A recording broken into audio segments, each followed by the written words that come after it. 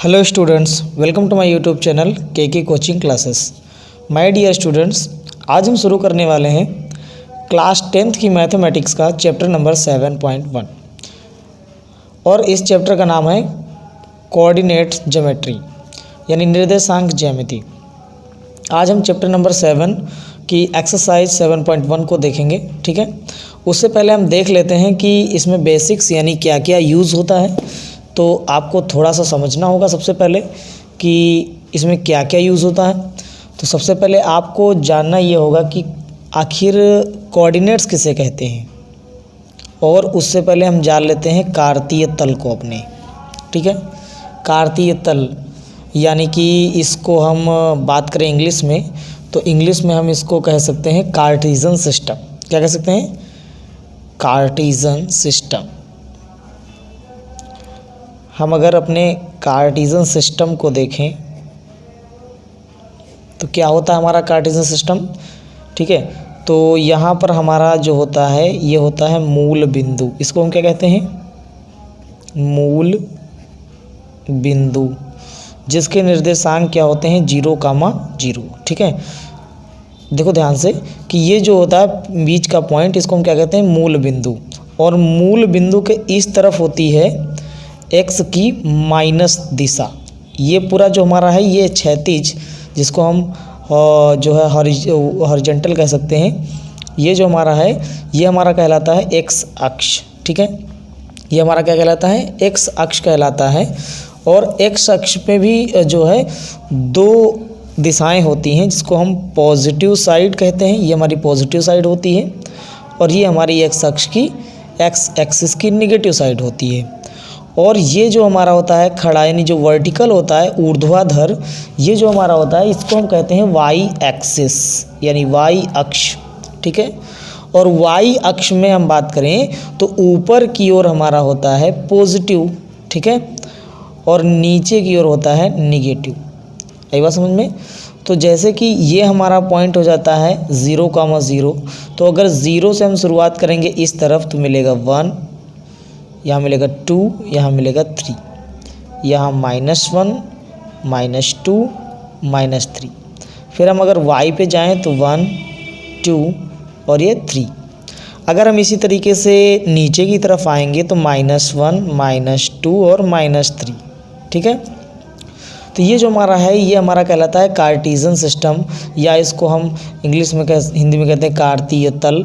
और मैं बात करूँ इसकी, तो इसको हम कार्टेशियन सिस्टम में इसको कह सकते हैं प्रथम चतुर्थांश। ठीक है, प्रथम चतुर्थांश इसको कहते हैं हिंदी में द्वितीय चतुर्थांश, इसको कहते हैं तृतीय चतुर्थांश, और ये चतुर्थ चतुर्थांश। ठीक है, प्रथम चतुर्थांश, द्वितीय चतुर्थांश, तृतीय चतुर्थांश, चतुर्थ चतुर्थांश। ठीक है, यह और प्रथम चतुर्थांश में अगर हम बात करें तो इधर से देखो पहले एक्स एक्सिस वाला लिखते हैं। पहले एक्स वाला लिखेंगे तो मिलेगा प्लस, फिर वाई वाला लिखेंगे तो मिलेगा प्लस। तो इसमें यानी कि जो हमारा फर्स्ट जो कोऑर्डिनेट होता है, ठीक है, इसमें हमको क्या मिलते हैं? First quadrant. ठीक है, हम जो चतुर्थांश जो हमारा होता है, चतुर्थांश को हम कहते हैं क्वाड्रेंट। ठीक है, तो हमारा जो फर्स्ट क्वाड्रेंट है, फर्स्ट क्वाड्रेंट में हमको प्लस प्लस मिलेंगे। क्या मिलेंगे? Plus plus. सेकंड क्वाड्रेंट की बात करें तो सेकंड क्वाड्रेंट में हमको मिल जाएगा एक्स से माइनस और वाई से प्लस। इसको हम हिंदी में द्वितीय चतुर्थांश कहते हैं। द्वितीय चतुर्थांश में माइनस और प्लस रहता है। ठीक है, अगर हम बात करेंगे थर्ड क्वाड्रेंट की, ठीक है, तो थर्ड क्वाड्रेंट में हमारा आ जाएगा एक्स एक्सिस से माइनस और वाई एक्सिस से भी माइनस, तो इसमें माइनस माइनस रहता है। ठीक है, फोर्थ क्वाड्रेंट की अगर हम बात करें तो एक्स एक्सिस से प्लस मिलेगा और वाई एक्सिस से माइनस मिलेगा। तो ये हमारा होता है। ठीक है, हमारे पास कार्टेशियन सिस्टम समझ में आ गया हमको। ठीक है, कार्टेशियन सिस्टम में हमने बताया कि 4 क्वाड्रेंट होते हैं, first quadrant, second quadrant, third quadrant और फोर्थ क्वाड्रेंट। फर्स्ट क्वाड्रेंट में आपका प्लस प्लस, सेकेंड क्वाड्रेंट में माइनस प्लस, और थर्ड क्वाड्रेंट में माइनस माइनस, और फोर्थ क्वाड्रेंट में प्लस माइनस होता है। ठीक है। इसको हम कहते हैं मूल बिंदु, जिसके जो हमारे कोऑर्डिनेट्स होते हैं यानी कि जो निर्देशांक होते हैं वो 0,0 होते हैं, ठीक है। मूल बिंदु को हम आप चाहें, मूल बिंदु को अगर आप चाहें तो सेंटर भी कह सकते हैं, ठीक है। मूल बिंदु को क्या कहते हैं? सेंटर, या फिर इसको सेंटर के अलावा ओरिजिन भी बोला जाता है, ठीक है।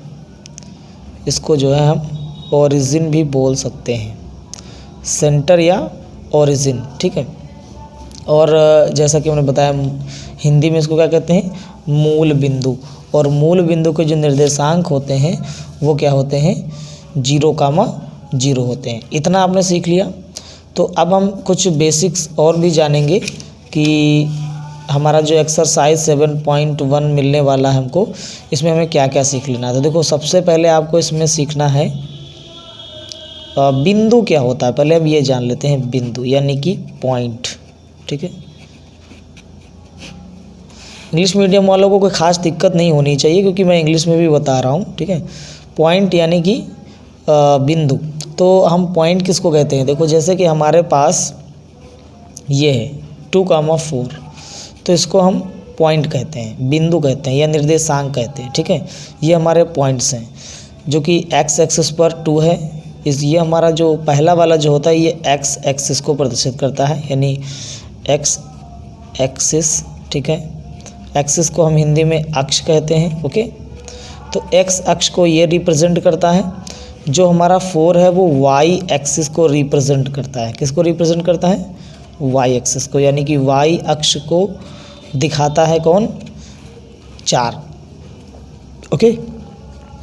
तो इसको हम पॉइंट कहते हैं, या इन्हीं को हम निर्देशांक भी बोलते हैं, कोऑर्डिनेट्स भी बोलते हैं। और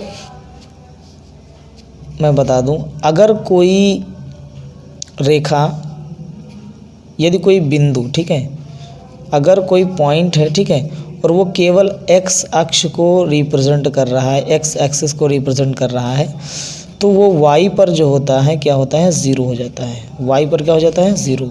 और उसके जो पॉइंट्स मिलते हैं हमको, वो मिलते हैं x,0। अगर वो केवल x अक्ष पर है तो उसके पॉइंट क्या होंगे? x,0 होंगे, ठीक है।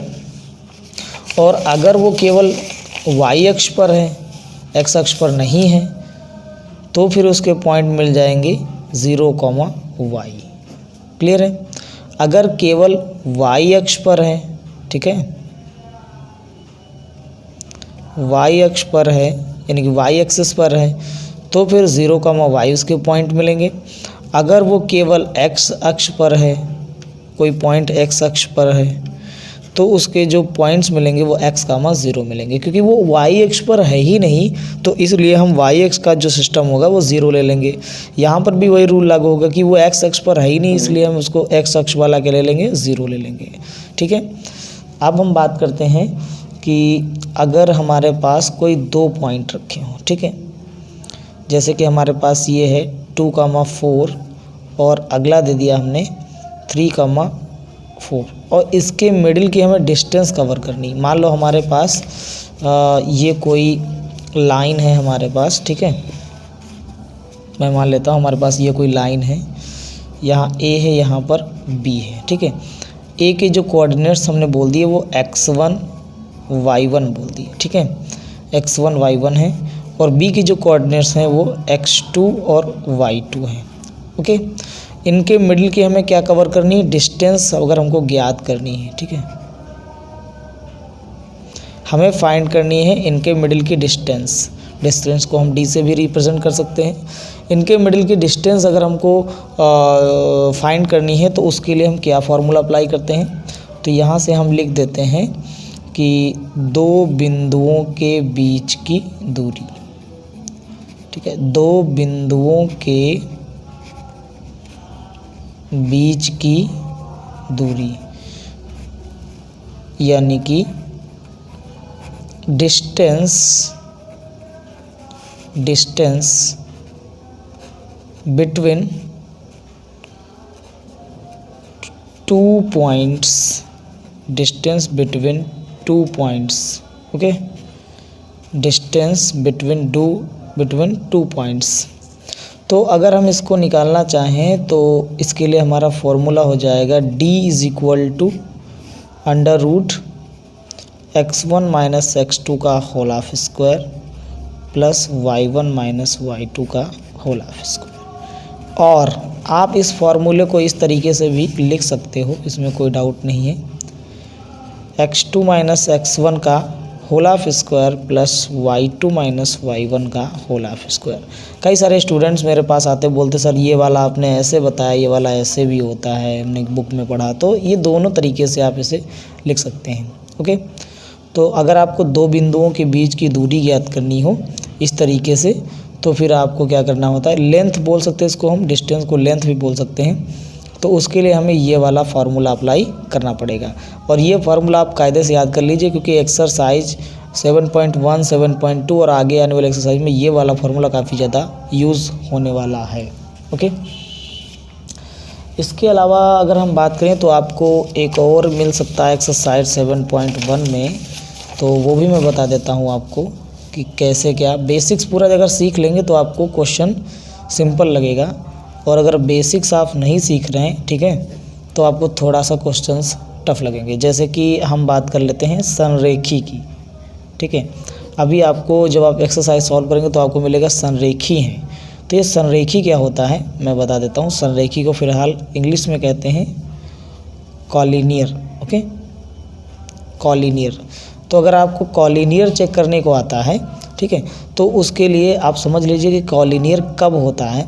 जैसे हमारे पास ये कोई लाइन है, ठीक है, और यहाँ पर एक पॉइंट P है, यहाँ पर पॉइंट Q है, यहाँ पर R है। तो ये तीनों पॉइंट संरेखी कब होंगे, कॉलिनियर कब होंगे? तो ये कॉलिनियर तब होते हैं जब हमारा जो ये है PQ, ठीक है, PQ की जो डिस्टेंस है और QR की जो डिस्टेंस है,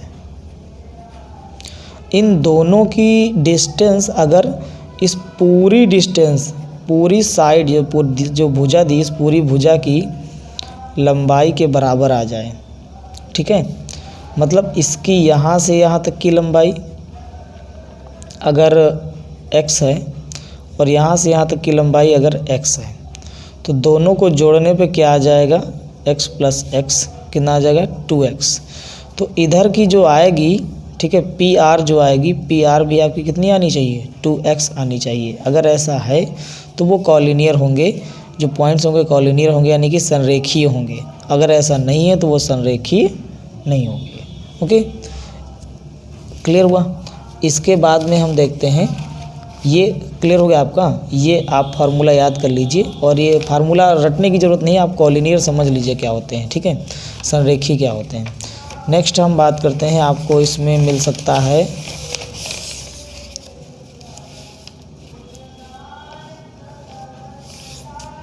आ सकता है इसमें आपका एक आ जाएगा समद्विबाहु त्रिभुज। समद्विबाहु त्रिभुज, ठीक है। समद्विबाहु त्रिभुज को अगर हम बात करें इंग्लिश में क्या कहते हैं, तो इसको कहते हैं आइसोसेल्स ट्रायंगल, ठीक है, आइसोसेल्स ट्रायंगल। तो आइसोसेल्स ट्रायंगल जो हमारा होता है, ओके, आइसोसेल्स ट्रायंगल वो क्या होता है, तो जिसकी दो भुजाएं बराबर हों, जिसकी दो भुजाएं बराबर हों, वो हमारा क्या कहलाता है, समद्विबाहु त्रिभुज कहलाता है। जैसे मान लो ये बना हुआ है, ठीक है, तो इसमें ये वाली साइड और ये वाली साइड दोनों क्या होनी चाहिए, इक्वल होनी चाहिए। अगर ऐसा है, ये x है तो ये भी क्या होनी चाहिए, x होनी चाहिए। ओके, अगर इस तरीके से है तो हम कहेंगे कि ये हमारे जो ट्रायंगल हैं, ये जो हमारा ट्रायंगल है ये क्या है, समद्विबाहु त्रिभुज है। समद्विबाहु मतलब आइसोसेल्स ट्रायंगल। आइसोसेल्स ट्रायंगल तब कहा जाएगा जब इसकी दो साइड क्या होंगी, इक्वल होंगी। ओके, जैसे कि इसको मैं इंग्लिश में बोल सकता हूँ, if any two sides is equal then it is isosceles triangle. Okay, आप लिख सकते हैं इसको, if any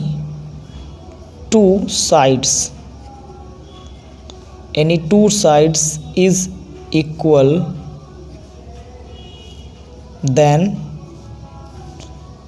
it is isosceles triangle. Okay, तो आपको पता चला आइसोसेल्स ट्रायंगल क्या होता है। ठीक है, अब हम एक्सरसाइज को शुरू करते हैं क्योंकि आपने बेसिक्स लगभग सीख लिया है पूरा। तो हम शुरू करते हैं एक्सरसाइज हमारी क्या होती है। ठीक है, तो एक्सरसाइज में अगर हम बात करें फर्स्ट क्वेश्चन 7.1 यहाँ से शुरू हो रहा है आपका। तो फर्स्ट क्वेश्चन आप देख सकते हैं, बुक मैं आपको दिखा रहा हूँ। ठीक है, ये एनसीईआरटी की बुक से वीडियो बनाया जा रहा है। तो ये देखो हिंदी मीडियम की बुक हमारे पास है। आप अगर इंग्लिश मीडियम से हैं तो भी कर सकते हैं, इसमें कोई बड़ी बात नहीं है। इंग्लिश और हिंदी का फ़र्क होता है बस। ठीक है, बिंदुओं कि निम्नलिखित युग्मों के बीच की दूरियां ज्ञात कीजिए, यानी कि आपको डिस्टेंस ज्ञात करना है। ये पॉइंट्स दिए हुए हैं और इन पॉइंट्स के मिडिल की आपको क्या ज्ञात करनी है, डिस्टेंस कवर करनी है। ओके, मैं इसमें से आपको कोई एक क्वेश्चन बताऊंगा, बाकी सारे आपको अपने मन से लगाने होंगे। ये दोनों आपको अपने मन से लगाने होंगे। ठीक है, तो चलिए आप क्वेश्चन को नोट कर सकते हैं और अभी मैं आपको क्वेश्चन लगा के दिखाता हूँ एक। ठीक है, तो जैसे कि हमारे पास एक क्वेश्चन हमारे पास हो जाता है ये वाला। जैसे हम बात कर लेते हैं, फर्स्ट क्वेश्चन हमारा है 2,3 4,1। ठीक है, तो इसमें हम पहले मान लेंगे कि ये x1 ये x2 ये x1 y1। ठीक है, xy होता है ना पहला, x1 y1 x2 y2। Okay, तो हमारे पास बेटा x1 बराबर 2 है, x2 बराबर हमारे पास क्या है, x2 बराबर है 4 और y1 बराबर हमारे पास 3 है और y2 बराबर हमारे पास 1 है। ठीक है, अब अगर इसके हिसाब से हम क्वेश्चन को सॉल्व करें, इन दोनों के बीच की डिस्टेंस कवर करें, इसको अगर मैं a कह दूं, इसको b कह दूं, तो दोनों के बीच की डिस्टेंस इस तरीके से हम बना सकते हैं। ये हमारा पॉइंट a और a पॉइंट के जो कोऑर्डिनेट्स है 2,3, ये b इसके कोऑर्डिनेट्स हैं 1,1। तो अगर इन दोनों पॉइंट्स के मिडिल की डिस्टेंस हम निकालना चाहें तो उसको नाम देंगे AB, क्योंकि ये लेंथ AB हो गई ना। तो AB इज इक्वल टू हमारा स्टूडेंट आ जाएगा under root x1 minus x2 का whole half square plus y1 minus y2 का होल हाफ स्क्वायर, क्योंकि मैंने दो बिंदुओं के बीच की दूरी ज्ञात करने का सूत्र यही बताया था। ठीक है, डिस्टेंस बिटवीन 2 पॉइंट्स, तो आपने ज्ञात किया था इसको, फार्मूला आपने अभी लिखा था, याद कर लेना इस फार्मूले को, इससे ज़्यादातर क्वेश्चंस एग्जाम में पूछ देता है। तो जैसे मैं x1 का यहाँ पर वैल्यू रख सकता हूँ 2 और x2 का वैल्यू मैं रख सकता हूँ 4 का होल हाफ स्क्वायर, y1 की वैल्यू हम 3 लिख सकते हैं और इसकी 1 का होल हाफ स्क्वायर। इसको अगर मैं सॉल्व करूँ तो आ जाएगा, यहाँ बचेगा माइनस का 2 का स्क्वायर प्लस यहाँ से माइनस होगा, देखो 2 में से 4 गया, जब छोटे में से बड़ा जाता है ना तो माइनस का बचता है। ओके भाई, देख लो बड़ा संख्या कौन है, माइनस की संख्या किस में, बड़ी है। तो जो संख्या बड़ी होती ना उसके आगे जो निशान होता है वही निशान यहाँ लगाते हैं। तो बड़ी संख्या का क्या है, माइनस है। भाई 4 में से 2 गए, 2 बचे, लेकिन 2 बचे किसके, प्लस के या माइनस के। तो देखो बड़ी संख्या के आगे क्या है, माइनस। आगे देखा करो, पीछे नहीं, बहुत से बच्चे पीछे देखते हैं, पीछे नहीं देखा जाता, आगे। इसके आगे क्या है, प्लस, इसके आगे क्या है, माइनस, तो घटाना होगा, प्लस माइनस घटता है। तो 4 में से 2 गए, कितना बचा, -2, और -2 का स्क्वायर यहाँ पर हुआ है। ठीक है, 3 में से गया, कितना बचा, 2 का स्क्वायर। आई बात समझ में। तो यहाँ से आपके पास आ जाएगा 2 का स्क्वायर करोगे, और देखो माइनस का जब स्क्वायर करते हैं तो प्लस हो जाता है, 2 दूनी कितना आ जाएगा, 4, यहाँ भी कितना आ जाएगा, 4। तो इस तरीके से हमारे पास ऐड होके आएगा टोटल 8। अब 8 का जब हम करेंगे तो 8 का कैसे निकालते हैं, इस तरीके से निकालते हैं। देखो 2 से काटेंगे, 2 चौके 8, 2 दूनी 4, 2 एकम 2, जोड़ा बन गया। जो जोड़ा बन जाता है उसमें से एक संख्या बाहर आ जाती है रूट के, और जिसका जोड़ा नहीं बनता उसको रूट में ही रखते हैं। जैसे इसमें इन दोनों का जोड़ा बन रहा है तो 2 बाहर आ जाएगा, और ये वाला 2 कहाँ रहेगा, रूट के अंदर रहेगा, क्योंकि उसका जोड़ा नहीं बना ना। तो 2√2 इकाई। ठीक है, और इंग्लिश वाले बच्चे ले सकते हैं यूनिट। ओके, तो 2√2 यूनिट जो आपका आया, ये आपका लेंथ आ गया। क्लियर है, AB की वैल्यू आ गई आपकी। ठीक, समझ में आया स्टूडेंट। चलिए हम फटाक से इसका क्वेश्चन नंबर 2 देखते हैं। ठीक है, तो question number second,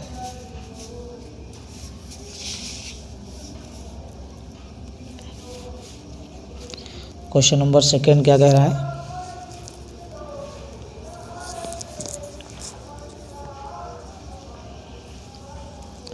question number second है हमारा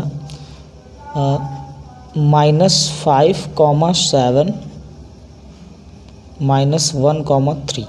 अब इसको अगर करना है तो बहुत सिंपल तरीके से हम करेंगे, जैसे अभी हमने किया था। ठीक है, बहुत ही सिंपल होगा, आपको सीख लेना है। देखो वही सिस्टम, इसको a मानेंगे, इसको b मानेंगे, तो AB इक्वल टू निकाल सकते हैं हम। इसको x1 y1 x2 y2। Okay, अब मैं डायरेक्ट करूँगा तो आपको समझ लेना है। सबसे पहले सूत्र x1 माइनस x2 का whole half square plus y1 minus y2 का whole half square. Okay student, तो यहाँ से आ जाएगा x1 माइनस x2 यानी कि -5 माइनस, तो देखो ध्यान से देखना, माइनस ये वाला और ये वाला सूत्र का माइनस, और x2 में देखो माइनस है तो यहाँ लिखेंगे -1 और ब्रैकेट जरूर लगाएंगे। दो चिन्ह एक पास रखे थे तो ब्रैकेट लगाते हैं। ठीक है, होल स्क्वायर प्लस, ध्यान से देखो y1 की वैल्यू है 7। ओके, माइनस y2 की वैल्यू कितनी है 3 का होल स्क्वायर। यहाँ से मैं करता हूँ तो ये आ जाएगा हमारे पास 5 माइनस माइनस क्या होगा प्लस, तो प्लस का 1 का होल स्क्वायर प्लस 7 में से 3 का कितना बचा 4 का स्क्वायर। यहाँ देखो 5 में से 1 गया, कितना बचा -4 का होल स्क्वायर प्लस 4 चौके कितना होता है 16। यहाँ से देखो ये क्या आ जाएगा, इसका करेंगे तो मैंने कहा था माइनस का स्क्वायर करते तो प्लस मिलता है, 16 + 16। ठीक है, यहाँ से अगर आप इसको जोड़ो तो कितना आएगा 32। ओके, और 32 को कैसे सॉल्व करेंगे, रूट में ना, तो मैंने रूट सॉल्व करने के लिए आपको शॉर्ट अभी बताया था एक तरीका कि आपको नहीं समझ में आता है। ठीक है, वैसे जिन बच्चों को आता है उनको मैं बता दूं कैसे करेंगे, शॉर्ट ट्रिक ही लगाएंगे। यहाँ लिखेंगे 16 × 2। ठीक है, और 16 किसका होता है बच्चा 4 का होता है, तो निकल आएगा 4√2। ठीक है, और इकाई, और इंग्लिश वाले बच्चे लिखेंगे यूनिट। आ गया समझ में? बाकी जिन बच्चों को ये चीज़ समझ में नहीं आई कि 16 से 4 कैसे आ गया, वो यहाँ पर समझ लें। ठीक है, 2 × 2 2 × 12 2 × 8 16। ठीक है, अब इंग्लिश में टेबल पढ़ेंगे तो आ जाएगा 2 × 1 = 2 2 × 6 = 12 2 × 8 = 16 2 × 4 = 8 2 × 2 = 4 2 × 1 = 2। तो यहाँ से पेयर बनाओ इसका 2 के पेयर बनाएंगे। देखो 2 पेयर बन गए तो इसलिए 2 बार बाहर आ जाएगा, यहाँ से 2 आएगा, यहाँ से 2 आएगा, तो 2 का 2 से मल्टीप्लाई करेंगे तो क्या आएगा 4 बाहर आ गया। ओके, इसका कोई पेयर नहीं बन रहा है, ये वाले का कोई पेयर नहीं बन रहा है, तो इसलिए इसको रूट में ही रख देंगे। समझ में आ गई बात? इस तरीके से हमारे पास जो इसका आंसर आ जाता है वो क्या आ जाता है 4√2। ठीक, अब जल्दी से हम देख लेते हैं इसी पार्ट यानी फर्स्ट पार्ट का ही क्वेश्चन नंबर 3। ओके, फर्स्ट का ही है ये क्वेश्चन नंबर 3। तो क्वेश्चन नंबर 3 देख लेते हैं। हमारे पास पॉइंट्स हैं a, b -a, -b। Okay, अब इसको अगर हम करेंगे तो हमारे पास क्या आएगा, देखो एकदम सिंपल सा करेंगे हम इसको। d = फॉर्मूला लगा देंगे x1 - x2 का whole half square plus y1 - y2 का होल हाफ स्क्वायर। x1 की वैल्यू पुट करेंगे a माइनस ये x1 y1 x2 y2। Okay, तो यहाँ x2 की वैल्यू पुट करेंगे, x2 ऑलरेडी माइनस में है और यहाँ पर भी एक माइनस है, तो माइनस ये वाला क्या बन जाएगा प्लस का होल स्क्वायर प्लस y1 की वैल्यू b माइनस, और ये वाला भी माइनस क्या बन जाएगा प्लस, और इसकी वैल्यू क्या है b का होल हाफ स्क्वायर। इसको अगर आप ऐड करो तो हो जाएगा 2a का होल स्क्वायर प्लस 2b का होल स्क्वायर। तो यहाँ से आपका मिल जाएगा 2 दूनी 4 ए स्क्वायर प्लस 2 दूनी 4 बी स्क्वायर। यहाँ से अगर आप कॉमन आउट करना चाहें तो रूट के अंदर ही 4 कॉमन आउट कर सकते हैं, ए स्क्वायर प्लस बी स्क्वायर बचेगा। और अगर आप चाहें तो पूरे में से क्या कॉमन कर सकते हैं, पूरे में से 2 कॉमन कर सकते हैं, 2 रूट ए स्क्वायर प्लस बी स्क्वायर। ये जो आपका आएगा ये इतने यूनिट आंसर आएगा। यूनिट को इकाई भी कहते हैं, ओके, हिंदी में इकाई कहते हैं। चलो अब हम इसका आंसर चेक कर लेते हैं फटाफट कि हमारा आंसर आ रहा है या नहीं आ रहा है, ठीक है। तो एक्सरसाइज 7.1 फिलहाल आ रहा होगा, हमने एकदम राइट लगाया है क्वेश्चन, ठीक है। बट आप लोगों को दिखाने के लिए हम आपको दिखा देते हैं।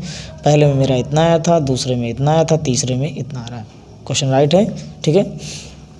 चलिए हम लगाते हैं इसी का क्वेश्चन नंबर 2, ओके। तो क्वेश्चन नंबर 2 जो है हमारा वो कह रहा है कि 2 बिंदुओं 0,0 और 36,15 के बीच की दूरी ज्ञात कीजिए। क्या अब आप अनुच्छेद 7.2 में दिए गए दोनों शहरों ए व बी के बीच की दूरी ज्ञात कर सकते हैं? बिल्कुल, अगर ऐसा है तो हम ज्ञात करेंगे। सबसे पहले इनके बीच की दूरी ज्ञात करें, ओके। 0,0 और 36,15 के बीच की दूरी, इनके बीच की दूरी हम सबसे पहले कवर करेंगे, ठीक है। तो ये हमारे पास हो जाएगा, चलिए हम आपको बता देते हैं क्वेश्चन नंबर, यहाँ से लाइन खींच दिया। अभी हम देखेंगे क्वेश्चन नंबर कौन सा, क्वेश्चन नंबर 2, ओके स्टूडेंट। तो क्वेश्चन नंबर 2 आपको पहले तो दूरी ज्ञात करनी है, ठीक है। दूरी ज्ञात करने का सूत्र जानते ही हो, x1 माइनस x2 का whole square plus y1 minus y2 का होल स्क्वायर। आपको जो पॉइंट्स दिए थे, ठीक है, जो बिंदु दिए थे वो क्या दिए थे, पॉइंट्स हमारे हैं 0,0 और 36,15, ठीक है भाई। तो यहाँ से हम शुरू करते हैं 0,0 एंड 36,15 को। तो ये x1 y1 x2 y2 late कर लिया। मानने के बाद में डिस्टेंस निकालते हैं इन दोनों के मिडिल की। तो डिस्टेंस निकालने का फॉर्मूला आपको पता ही है, x1 y1 x1 minus x2, ठीक है। तो x1 माइनस x2 मतलब 0 माइनस 36 का whole of square plus y1 0 minus 15 का होल ऑफ स्क्वायर। तो स्टूडेंट इसको हम सॉल्व करेंगे, 36 का स्क्वायर, ठीक है। तो भाई 36 का स्क्वायर क्या होगा, यहाँ पर फटाफट निकाल लेते हैं, ठीक है। तो आ जाएगा 6 छंग 36, 6 त्रिक 18, 18 3 21 होता है, ठीक है। 3 छंग 18 और 3 त्रिक 9, 9 1 10, 3 छंग 18, 18 के 8, 3 त्रिक 1 10, ठीक है। तो ये आ जाएगा 9, ये आ जाएगा 2, ये 1296 आ जाएगा, ठीक है। 1296 प्लस 15 का 225 होता है, ओके। तो 225 इसमें ऐड कर दो, 6 5 11 का 1 हासिल कितना आया, कैरी मिला 1, ठीक है। 9 2 कितना होता है, 9 2 11, 11 में एक कैरी ऐड करेंगे तो 12 के 2 और कैरी फिर 1 आ गया, 2 2 4 1 5, ये आ जाएगा 1521। कितना आ जाएगा 1521। तो d is equal to root 1521, ठीक है। 1521 आ जाएगा। अब 1521 किसी का स्क्वायर होता है, ठीक है। किसका स्क्वायर होता है, तो 39 का स्क्वायर होता है। किसका स्क्वायर होता है, 39 का, ठीक है। ये आप कैसे होंगे, तो भाई देखो 51 है तो ये 13 से ही डिवाइड होगा, किसी और से डिवाइड नहीं होगा। 13 1 जा 13, कितना बचा यहाँ से देखो 13 एकम 13, बचे कितने 2, तो हो गया यहाँ पर कितना 22, ठीक है। अब आप फिर से 13 एकम 13 पढ़ोगे, 13 दूनी 26 ज़्यादा हो जाएगा। तो अगर इसमें से हम घटा दें 12 में से 3 गए तो 9 बचे, ठीक है। इधर कुछ नहीं, तो 13 7 91 होता है। अब देखो किससे कटेगा, अभी भी ये 13 से ही कटेगा, ठीक है। 13 9 117, ठीक है। अब ये 3 से डिवाइड होगा, कितने से डिवाइड होगा, 3 से, क्योंकि अब 9 बन गया ना, 3 से डिवाइड हो सकता है। तो यहाँ से आ जाएगा आपका 3 तरीका 9, 3 एकम 3। वैसे आप शुरू में इसको 3 से भी डिवाइड कर सकते थे, ठीक है। जैसे कि मान लो आप ऐसे भी इसको काट सकते थे 3 से। मैंने डायरेक्ट करने के लिए मैंने सोचा कुछ और आएगा, इसलिए मैंने इसे काटा। भाई 3 पछे 15 और 3 सत्ते 21 और फिर 3 एकम 3 और बचे कितने 2, तो 3 छंग 18, 3 नवैया 27। अब आप इसको 13 से काट दो तो 13 ऐसे कट गया, ठीक है। तो कुल मिला के ये हमारा जो आएगा 13 तिया 39, 13 तिया 39, ठीक है। क्योंकि पेयर बन गए ना भाई, पेयर बन गए ना, तो पेयर बनाओगे यहाँ से कितना आएगा 3 और यहाँ से कितना आएगा 13, तो 13 तिया कितना होता है 13 तिया 39 होता है, ठीक है। तो ये जो हमारा है ये किसका है, ये 39 का है। ये किसका है 39 का है। तो D इक्वल टू यहाँ से क्या बाहर आ गया 39 यूनिट, ठीक है, या इकाई कह लो। यही बात समझ में। फिर पूछ रहा था कि क्या आप जो है अनुच्छेद 7.2 में दिए गए आकृति में दोनों शहरों A व B के बीच की दूरी याद कर सकते हैं। तो भैया देखो दौड़ कर आते हैं हम अनुच्छेद 7.2 में, भागते हुए चलेंगे अभी। अनुच्छेद 7.2 कहाँ गया भाई, मिल जा। तो देखो भाई अनुच्छेद 7.2 ये आपको मैं दिखाता हूँ। अनुच्छेद 7.2 दिख रहा होगा आपको, ठीक है। अनुच्छेद 7.2 हमारे पास ये है, ओके। ये हमारे पास जो है ये अनुच्छेद 7.2 है। इसमें A शहर की जो निर्देशांक दिए हैं 4,0 दिए हैं, ठीक है। और B शहर के जो निर्देशांक दिए हैं वो 6,0 दिए हैं। 4,0 और 6,0, ठीक है। ध्यान रखना 4,0 और 6,0। अब हम इसको आराम से लगाएंगे, ठीक है। दोनों शहरों के बीच की दूरी ज्ञात करेंगे 4,0 और 6,0। चलो निकाल लेते हैं फटाफट दोनों शहरों के बीच की दूरी, ठीक है। तो भाई आकृति 7.2 में दिया गया है, ये है शहर A और ये है शहर B, 6,0 और 4,0, ठीक है। तो भाई दोनों शहरों के बीच की डिस्टेंस कवर करनी है हमको, डिस्टेंस फाइंड करनी है। तो D equal to under root formula भाई x1 माइनस x2 का होल ऑफ स्क्वायर, यानी 4 माइनस 6 का whole of square plus x2 minus y1 minus y2 मतलब 0 माइनस 0 का होल स्क्वायर। तो D इक्वल टू आ जाएगा हमारे पास, घटाओ तो -2 का होल ऑफ स्क्वायर प्लस 0। अरे छोड़ो 0 का क्या मतलब है, तो यहाँ से आ जाएगा 4, 2 2 ज़ा 4। तो भाई D इक्वल टू निकल के आएगा 2 यूनिट, ओके। तो हमारे पास ये आ गया 2 यूनिट यानी कि 2 इकाई। तो बताओ क्वेश्चन समझ में आया, क्वेश्चन नंबर 2 समझ में आया कि नहीं आया।